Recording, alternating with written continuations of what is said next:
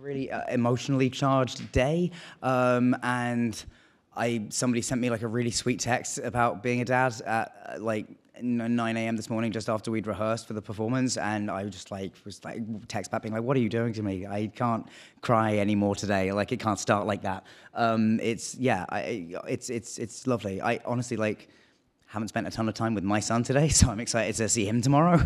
Yeah, it's really lovely, and it is really like my dad's here, and he's in the audience, and he's my parents, and really my dad as well is like a huge part of me listening to all the music I listen to. My dad like listened to T-Rex and Mark Bolan and David Bowie, but also like Chicago and Cabaret and a ton of Sondheim shows. Like I grew up listening to Company and all the Sondheim scores because of him, really. So it's really cool to get this today.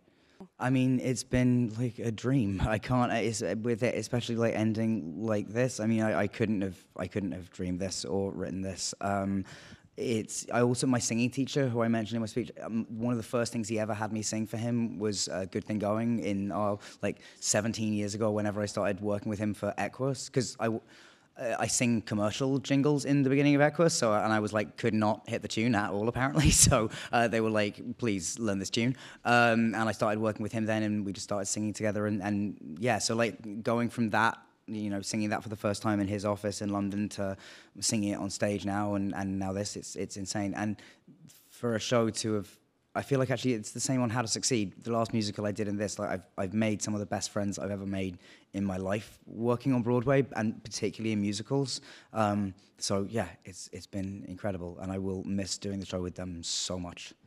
I mean, it's amazing. I couldn't, like, if you told me, when I finished Potter, I had no idea what my career was going to be. I'd already started doing some stage stuff, but I didn't know what the future held at all. So yeah, to have had the last year of like playing Weird Al and also doing Merrily We Roll Along has been awesome. Like that kind of, and I do think there was something, playing one character for a very long time builds up in you a desire to just like do as many things as you possibly can. So yeah, I'm doing that right now, which is awesome. I mean, I think I've become a better actor every time that I've done something on stage. I think I've learned from it every single, like doing Equus with Richard Griffiths and getting to watch Richard Griffiths on stage for months and months and months, like refine and never stop working on something was hugely formative. And yeah, and obviously there's just like the thrill of it, like the thrill of like it could go wrong and doesn't somehow is so exciting to be a part of every night.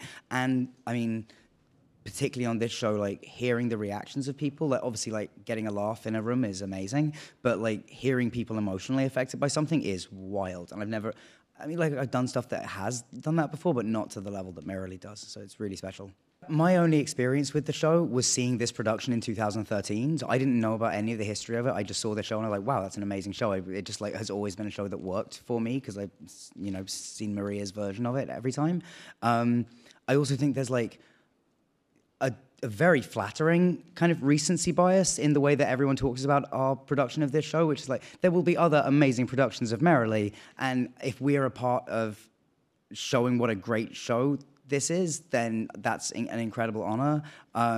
And yeah, and we've been lucky to like meet a lot of the original cast and the original people and they've come to see our version, and that's been really like special and emotional as well. Obviously, like it starts off way before I was in rehearsal, just like listening to it and learning it. And the minute you learn the journey with the thoughts that are going through it, that's when it starts to become less like intimidating, and you start to stop seeing it as like this one unlearnable mass, and it starts to be like, okay, no, this is what's happening here, and then this changes, and also then when we got into rehearsal and started talking about it with Maria and with Jonathan, and being able to like turn to Jonathan, even though he is silent for the whole song, and just like look at him, everything he does in that number, I wouldn't be able to do any of the stuff that I do in that song if he wasn't sitting next to me. It's so, because it is a love song, and it's a song about somebody who really, Charlie always talks about not wanting Frank to do films, but what that actually means is like, I don't want films to take you away from me.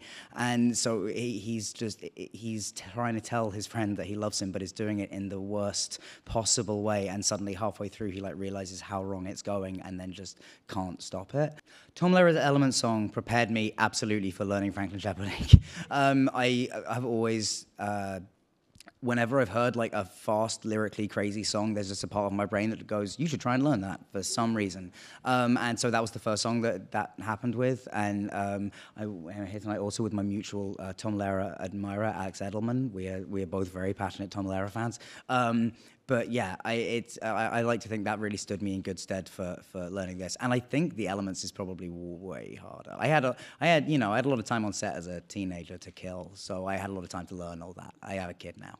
I mean, I'm not planning anything anywhere for a while after this is done. I would love to do a musical at home, obviously, absolutely. I would love to do a new musical as well one day. That would be so exciting. I cannot say enough about Maria. Maria, I can't remember if I said this in the speech, but she knows this show like the back of her hand. She knows it so well, and Maria can engender emotion in actors more than I've ever seen anyone else do. She made me cry with a note once, like in a positive way.